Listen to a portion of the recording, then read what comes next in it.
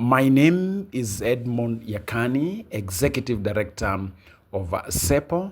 I would like to take this opportunity to amplify my voice loudly to the leadership of security and defense institutions in the country. Of lately, we have seen an increase in the deadly armed incidents of cattle raiding. We have seen what has happened in central Equatorial State, in Mokaya, between the Mundari and the Dinka, where people are killed in big number. We have seen the incident of Mundari in Mundri, also that have led to death over 20 people.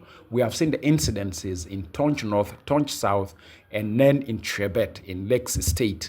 We have seen all these incidents have claimed lives more than 10 persons. And also, big number of persons are wounded or injured in these incidences. These incidences of lately is rising.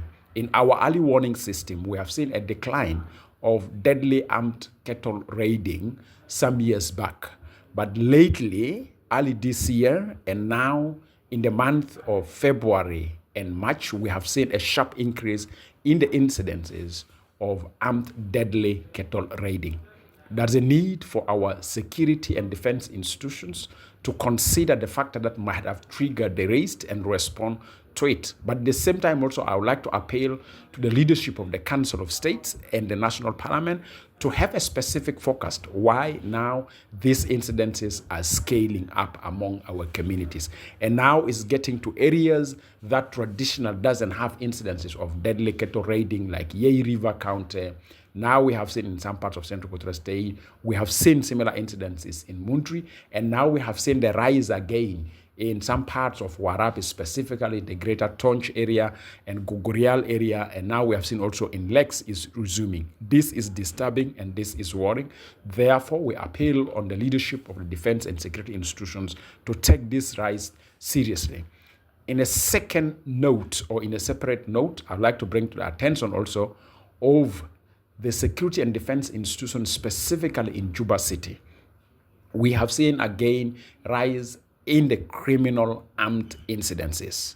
And one of the shocking stories that I would like to share with the citizen in Juba City and across the country, and to the attention of our security and defense institution, that there's a new strategy or tactics of armed robbers that they are using now in Juba City. The strategy is they'll bring a small child, cover with a piece of cloth, put at the main gate of a fence of a citizen or a resident's house, then they'll keep the child to cry. As the child is crying, armed people hide around the child.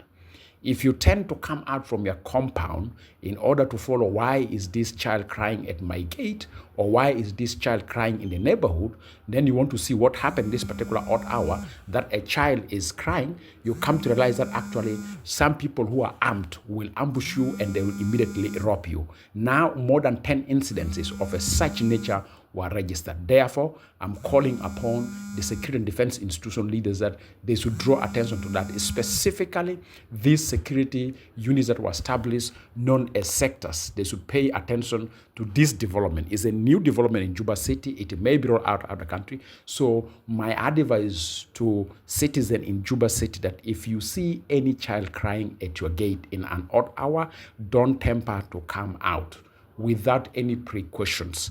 And for security in Juba City, there's a need to patrol Juba at odd hours and specifically target those kind of tactics where small children are used to lure people to the attention of armed robbers. I'm saying this is a new trend we have been following, and now it's becoming common in Juba City. Thank you very much.